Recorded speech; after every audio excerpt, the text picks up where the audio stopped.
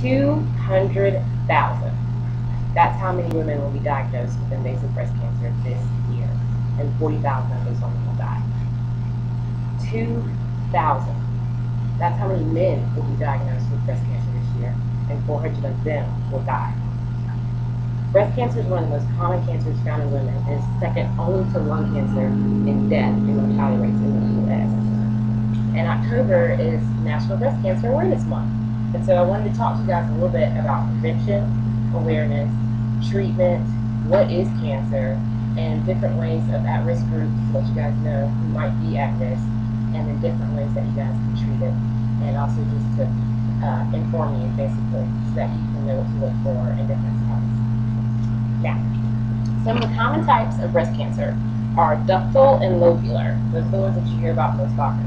Some of the uncommon forms of it are called inflammatory, medullary, squamous cell, papillary, tubular, and Paget's disease. There are several different treatments for them, but basically it's determined on 3 different factors.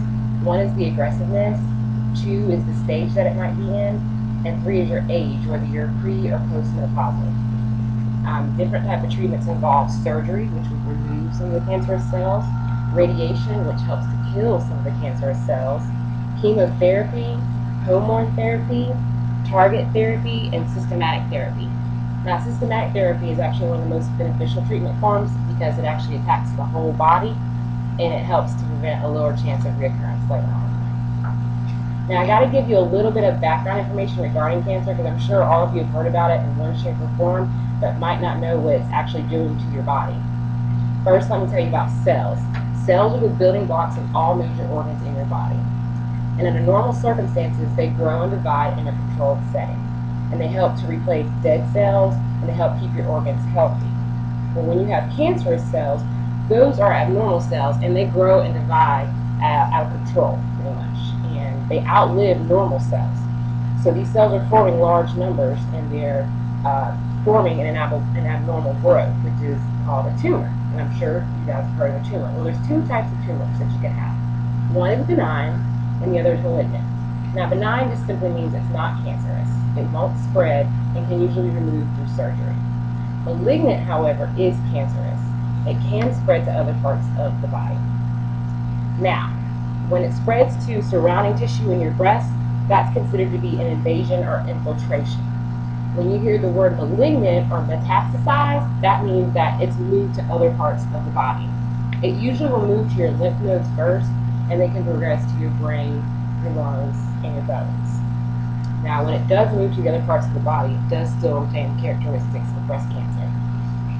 So you're probably wondering, oh gosh, am I at risk? Well, let me tell you. There's a high incidence of it in women over the age of 40. That accounts for about 95% of cases.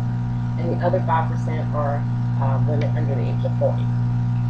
The ratio for men to women who have breast cancer, for every 100 women, 1 man will have breast cancer.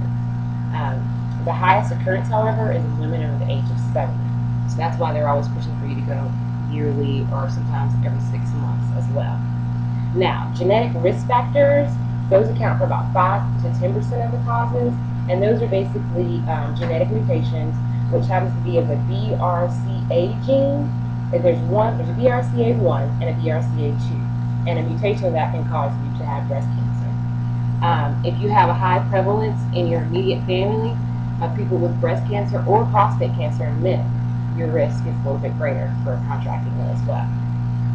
The rate of the prostate cancer, like that's in your immediate family or your first degree family, will also determine your increased risk as well. Women of the Ashkenazi Jewish descent, about 2.5% of them contract breast cancer, but they're at an elevated risk group as well. Women with LCIS, which is lobular carcinoma in situ, are also at an elevated risk. Now, if you have high density breast tissue, which is more tissue to the fat that's in your breast, you're also at higher risk. Breast cancer survivors have a greater risk of developing it as well. If you've had increased radiation exposure, depending on how young you were, your chances of getting breast cancer are also high as well. If you have high bone density, which is caused by usually higher levels of estrogen in the body, that can also make you at an elevated risk group as well. If you've had ovarian, uterine, colon, or thyroid, or melanoma types of cancers in other parts of the body, you also are at an elevated risk as well. And last but not least, hyperplasia. There's two types, which is the usual hyperplasia and then atypical hyperplasia, and both of those can elevate your risk as well for breast cancer. Now, there's several ways to detect it. You can go to Com110.org, and they have a lovely little interactive tool that you can use about detection, educating yourself, and learning about the different types of cancers that are available to you. You want to look for, these are some of the main symptoms: swelling, pain, tenderness, lumps, dimpling, or discoloration. At Com110.org, they also teach you the self-examination as well as going to get your physicals and your mammograms. Now, as far as preventing it, there's some things that you can do to ensure that you have a healthy lifestyle. One of those being eating healthily and drinking or exercising regularly. You want to slow down your alcohol intake and make sure that you're not smoking. Make sure you do your regular wellness visits and receive a mammogram yearly. You also want to make sure you know how your breasts look and feel normally, else you won't be able to tell how they look if something is wrong. Understand that in your breast, there's fibrous tissue, there's fatty tissue, milk glands, milk ducts, and your pectoral muscles. Understand how that they're going to change through your lifetime as well. And by doing so, you'll be able to early detect it, possibly save your life. Now, the mortality rate has actually gone down over the past few years because of things like early detection and effective medicine. Now, tomorrow is the Race for the Cure. It's downtown Charlotte, and basically they partner with the Com110 organization to help with research and the cure for breast cancer. You can go to Com110.org to find out what events are going on in your community, or just to educate yourselves a little bit more regarding these issues. Thanks. And also just want to let you guys know that today in the world there are over 2.5 million survivors of breast cancer. And now, this is my lovely audience. Everybody say hello. And thank you for being so attentive. Have a great day.